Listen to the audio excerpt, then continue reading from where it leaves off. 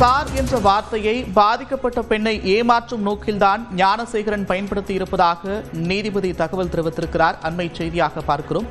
கூடுதல் விவரங்களோடு செய்தியாளர் மதன் இணைக்கிறார். மதன், விவரங்கள். அண்ணா பல்கலைக்கழக மாணவி பாலியல் வன்கொடுமை வழக்கில் ஞானசேகரனுக்கு இன்று தண்டனை வழங்கப்பட்டு தீர்ப்பின் தண்டனை விவரம் அறிவிக்கப்பட்டது. அதன்படி அவருக்கு ஆயுள் தண்டனை விதிப்பதாகவும், அதாவது குறைந்தபட்சம் 30 ஆண்டுகள் வரைக்கும் அவருக்கு எந்த ஒரு தண்டனை குறைப்பு இல்லாத ஒரு ஆயுள் தண்டனை விதித்து இன்று சென்னை மகளிர் சிறப்பு நீதிமன்றம் ஒரு உத்தரவு பிறப்பித்தது. அதே போல அவருக்கு எதிரான அந்த 11 குற்றச்சாட்டு நிரூபிக்கப்பட்டிருந்தது. 90,000 ரூபாய் அபராதத்தை பாதிக்கப்பட்ட பெண்ணுக்கு வழங்க வேண்டும் என்றும் ஒரு உத்தரவு பிறப்பிக்கப்பட்டது.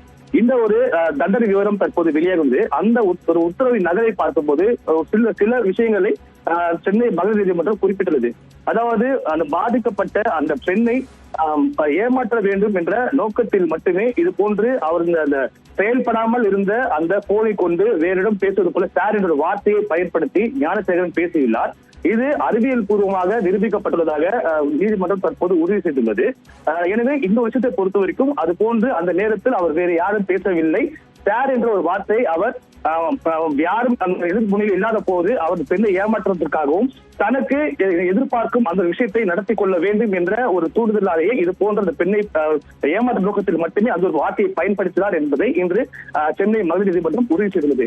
எனவே இந்த ஒரு விஷயத்தை பொறுத்த வரைக்கும், இந்த குற்றத்தை பொறுத்த வரைக்கும் ஞானசேகரன் தவிர மற்ற யாருக்குமே இந்த ஒரு குற்ற சம்பவத்தில் தொடர்பு இல்லை என்பதை அரசு தரப்பில் காவல்துறை தரப்பில் வைக்கப்பட்ட அந்த வாதத்தை முழுமையாகவும் திருப்திகரமாக ஏற்றுக்கொள்வதாக தற்போது சென்னை மகளிர் நீதிமன்றம் இந்த உத்தரவில் குறிப்பிட்டுள்ளது. அது மட்டும் இல்லாமல் ஏற்கனவே பாதிக்கப்பட்ட அந்த பெண்ணுக்கு 25 லட்சம் ரூபாய் இழப்பீடு வழங்க வேண்டும் என்று உயர்நீதிமன்றம் உத்தரவிட்டது. தற்போது இந்த நீதிமன்றம் கூட அபராத தொகையை 90,000 ரூபாயை வழங்க உத்தரவிட்டுள்ளது. அது மட்டும் இல்லாமல் கூடுதலாக இழப்பீடு வழங்குவது தொடர்பாக சட்ட பணிகள் ஆணைக்குழு உரிய நடவடிக்கை எடுக்க பரிந்துரை செய்வதாகவும் தற்போது இந்த உத்தரவில் குறிப்பிடப்பட்டுள்ளது.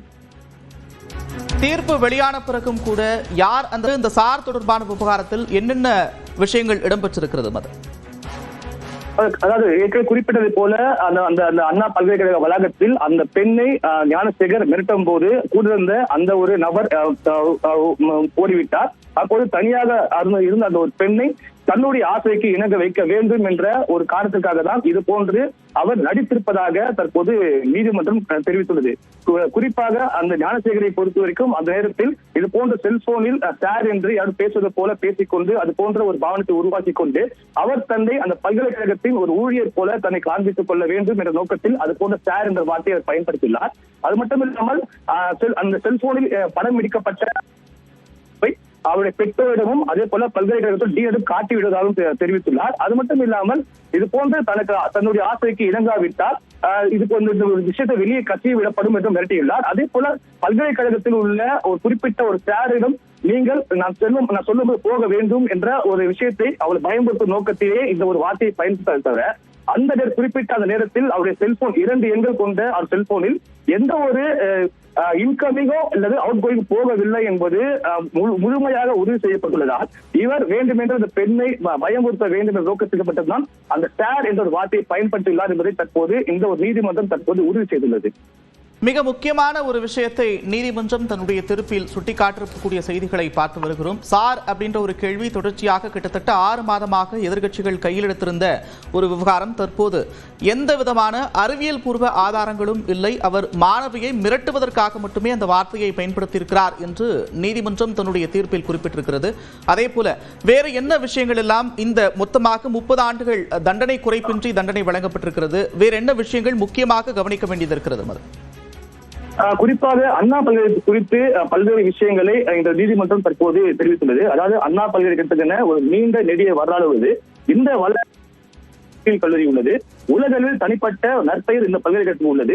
இந்த வளாகத்துக்கு படிக்கும் மாணவர்களில் 97% பேர் முன்னணி நிறுவனங்களில் பணி வாய்ப்பு பெற்றுள்ளார்கள் என்பதை தற்போது குறிப்பிட்டுள்ளது. அது மட்டும் இல்லாமல் பல்வேறு கனவுடன் உரிய கல்வி தகுதியில் வந்த மாணவியை பல்வேறு குற்றச்சாட்டுகளில் தொடர்புடைய ஞானசேகர் பல்கலைக்கழகம் மட்டுமல்ல ஒட்டுமொத்த சமூகத்தையும் அவமதிப்பு செய்துள்ளதாக இந்த நீதிமன்றம் தற்போது தெரிவித்துள்ளது. அதே போல இதே போன்ற சம்பவங்கள் நடப்பதை ஒருபோதும் நீதிமன்றம் ஏற்றுக்கொள்ளாது, அது அனுமதிக்கவும் முடியாது. கடந்த 2010ஆம் ஆண்டு முதல் தற்போது வரைக்கும் இந்த வழக்கு மட்டும் இல்லாமல் ஏற்கனவே ஞானசேகரின் மீது 37 குற்ற வழக்கு நிலுவையில் குறிப்பிட்டுள்ளது. இதில் 5 வழக்குகளில் அவருக்கு ஏற்கனவே தண்டனை விதிக்கப்பட்டுள்ளது. சில வழக்குகளில் மட்டுமே அவர் விடுதலை செய்யப்பட்டுள்ளார். பல வழக்கில் தற்போது கூட விசாரணை உள்ளது.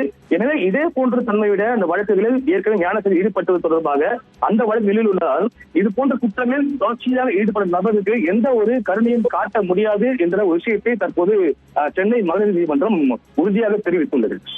நன்றி மதன், விரிவான விவரங்களுக்கு.